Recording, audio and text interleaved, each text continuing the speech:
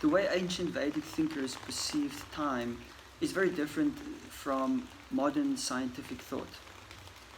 This is not limited to just Vedic thinkers either. Ancient Chinese cultures, Sumerian cultures, Egyptian cultures, they all had a more of a cyclical idea of time, whereas in modern culture, we see things in a very linear fashion. For example, right before the beginning of the universe, there was an infinitely large amount of mass condensed on an infinitesimally small point of space, and there was this big bang, and after a few minutes some nuclei started forming. After 300,000 years, the first atoms started forming. After a few 100 million years, some galaxies started expanding, and after 9 billion years, our solar system started forming, and only after 10 billion years did life on Earth start happening. And then after about 20 billion years, the sun will start reducing into a dwarf star, and then some millions of billions of years after that, the entire universe will be cold and dark. So what we have is we have a linear paradigm where something has started, something has continued and progressed and evolved, and then it has just ended up into something again, into nothingness. So this thought in Western science and sciences is repeated everywhere. So we see that in the evolution of life, a similar fashion, where we have nothing and life has evolved, and they become more and more complex and advanced, and then eventually species will all just die, as the universe finishes. But in ancient Vedic thought, they see things very differently. That time is cyclical. So in Vedas, they have something which is called a yuga, which means an age. And there is a cycle of 4 ages. There is the Satya Yuga age, which means the age of purity and truth, which is followed by Treta Yuga, which is followed by Dwapara Yuga, and finally followed by Kali Yuga, which is where we happen to be in right now. So Kali Yuga lasts a total of 432,000 years.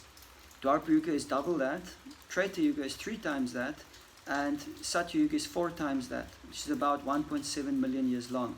And one cycle of these 4 yugas is called a Maha Yuga, or it's called a Divya Yuga sometimes, or even a Chatur Yuga. There are different names that they used to describe them. And they last a total of 4.32 million years. So, these ages, they can be compared to the seasons.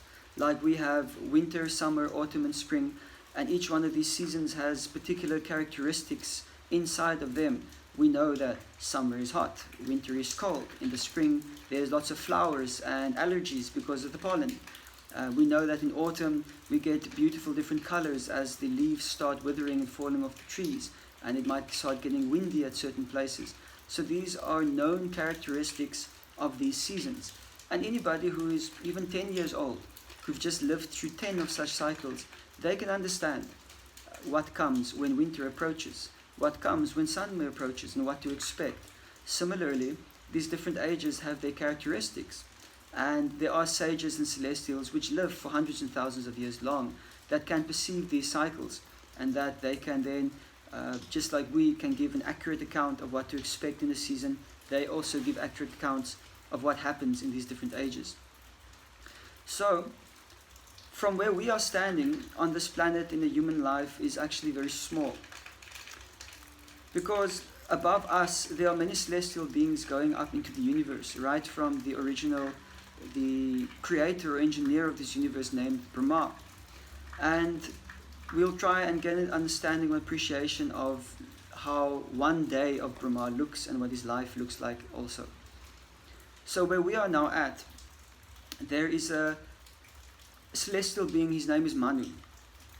And Manu, he's the seed of humankind. He's a celestial being. And each one of them are allowed to reign for a total of 71 Chatur Yugas or Maha Yugas. So 71 cycles of 4 ages, they get to reign. They get to be in that position of Manu.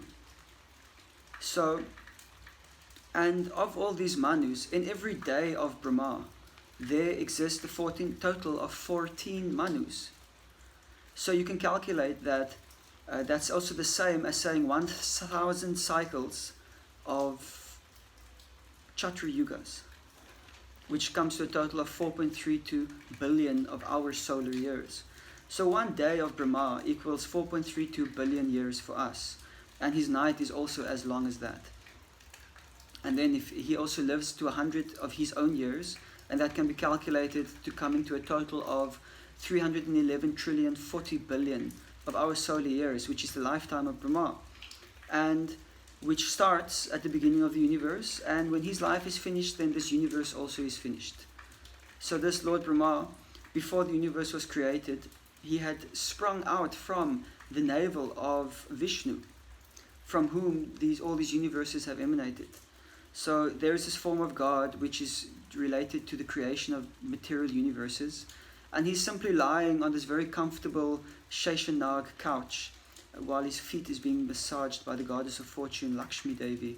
And from the pores of his body, innumerable amount of universes are being created. And then he expands into each of these universes in a form known as Garbhodakshaya Vishnu. And from his navel, a lotus flower emerges, and at the top of this lotus flower is Lord Brahma that emerges. And then Lord Brahma, he is given the knowledge of how to create, and he's also given the resources to create with. And then every day of his life, he has to recreate things, he has to reorganize, he has to remanage. So where we are now in the time of our universe is that Lord Brahma is exactly 50 years of his life has been spent.